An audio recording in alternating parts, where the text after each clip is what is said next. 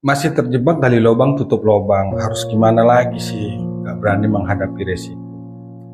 Kemarin beberapa hari yang lalu saya upload video masalah terjebak gali lubang tutup lubang ya. Dan itu banyak orang yang WA ke saya bertanya, Pak, gimana caranya supaya bisa berani menghadapi resiko? Kadang-kadang saya sudah mencoba, Pak, tapi ketakutan saya itu gak bisa saya atasi. Saya diancam, dimarahi, sudah saya kasih pengertian,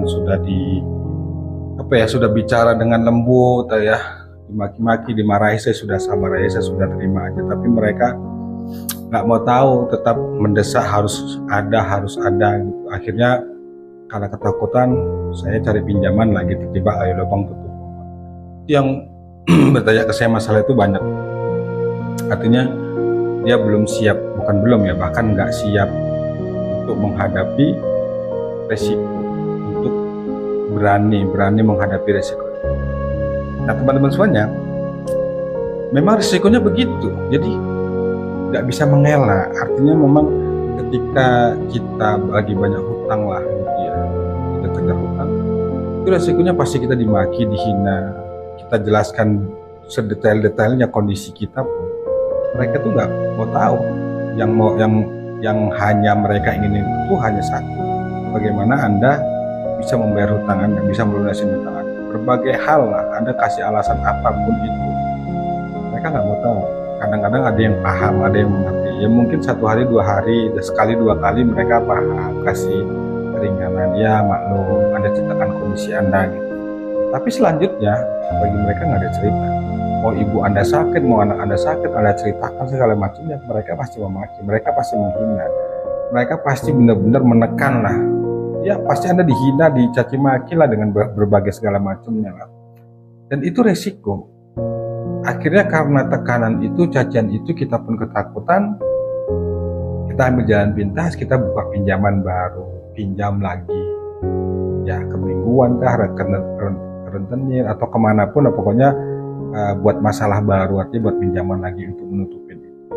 Nah kalau cara kita itu yang kita lakukan, kapan masalah mau selesai, kapan hutang mau lunas, kapan semuanya itu harus berakhir, sementara Anda sudah nggak tahan menghadapinya. Nah itu memang resikonya teman-teman. Nah pilihannya hanya 2. Kalau Anda terus melakukan gali lubang tutup lubang, masalah Anda nggak akan selesai, sulit selesai.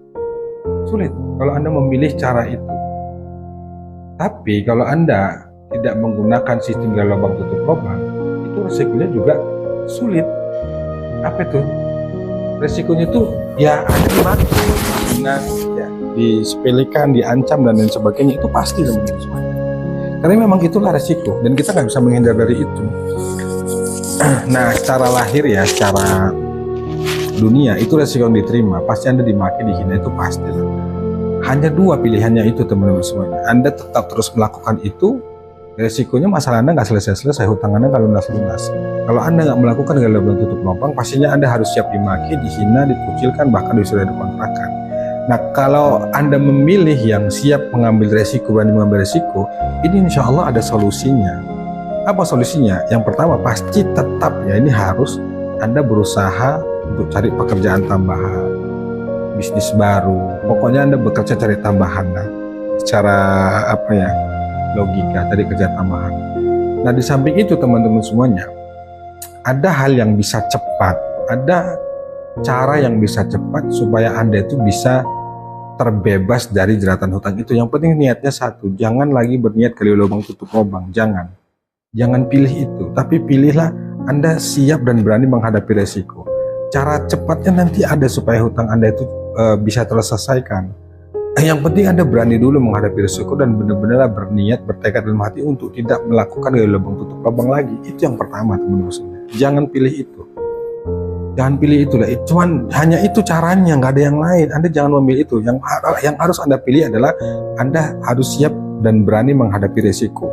Apa itu? Dimaki, dihina, bahkan Anda harus siap dengan kemungkinan terburuk, misalnya Anda diusir dari kontrakan, atau Anda kalau dijauhin ya dimaki, dihina saudara, di itu udah biasa lah. Tapi kita cerita tentang kemungkinan yang buruk Anda diusir dari kontrakan, kemudian rumah Anda disita. Oke, untuk itu kemungkinan keburuk. Tapi insya Allah teman-teman semuanya, ketika Anda berniat untuk tidak melakukan gelembung tutup lubang dan Anda bertekad untuk berani menghadapi setiap resiko apapun, ya, artinya berani, kemudian Anda benar-benar siap berjuang secara lahir dan batin untuk, ya secara logika Anda juga harus bekerja cari tambahan, berjuang gitu ya, supaya ada pemasukan walaupun sedikit, yang penting Anda berjuang bergerak.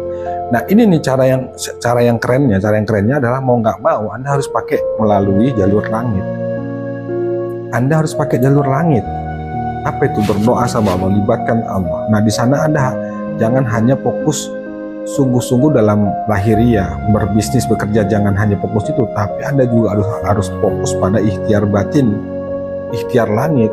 Nah di situ Anda harus bertobat, benar-benar Anda perbaiki ibadah, benar-benar Anda harus melakukan perubahan secara totalitas.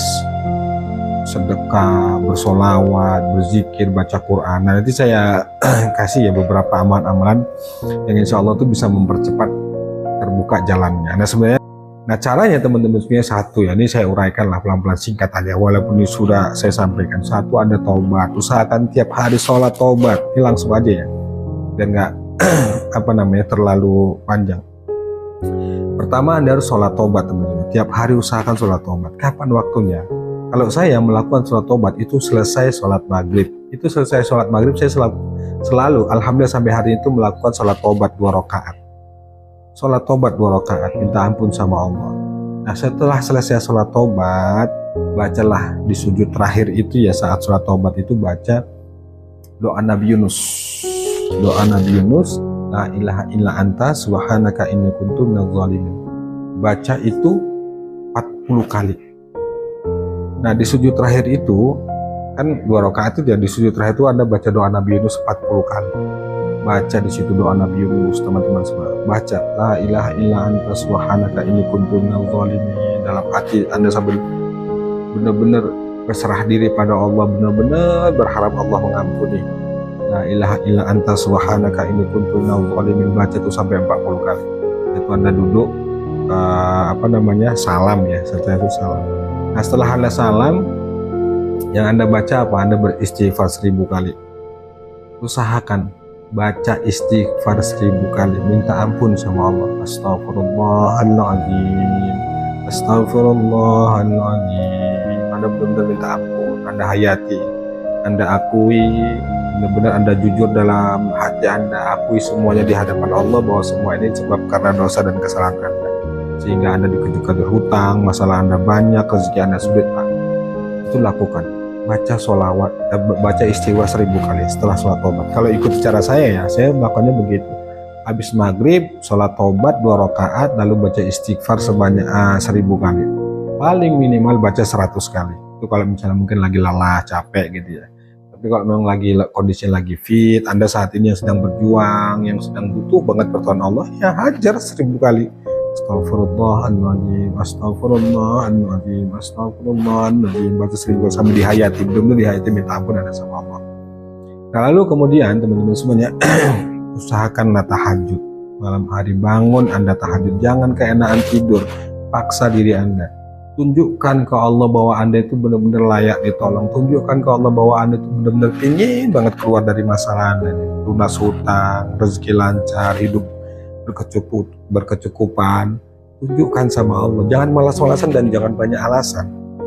Jangan banyak alasan teman-teman, kerjakan itu. Bangun malam tahajud, di saat tahajud itulah Anda berdoa sama Allah, merengek sama Allah. Tahajud itu waktunya dahsyat loh. Saya nggak bahas tentang manfaat, nanti Anda bisa pelajari ya manfaat tahajud, istimewanya apa. Itu ya saya sendiri deh contohnya, nggak usah yang lain-lain. Ketika kita merutinkan tahajud, Masya Allah kemudahan itu banyak sekali yang kita rasakan.